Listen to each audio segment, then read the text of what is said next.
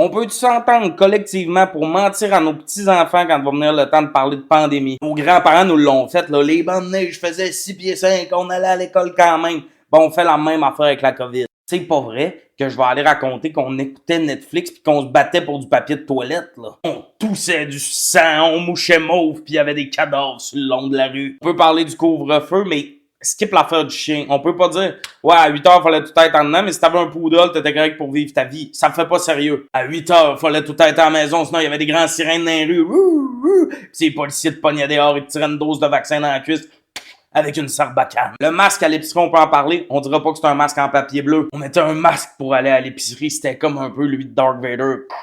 C'était comme faire de la plongée en apnée, mais dans un Provigo. Fallait suivre les flèches, puis tu pouvais jamais reculer. Quand on revenait, fallait décontaminer les provisions. Là, ton petit-fils va te regarder avec une larme qui coule sa joue, puis tu vas le regarder, puis tu vas lui dire « Si c'était pas de ma résilience puis de mes anticorps, je pense pas que tu serais ici aujourd'hui. » Fait qu'en signe de reconnaissance, change ma couche, je viens de me chier dessus.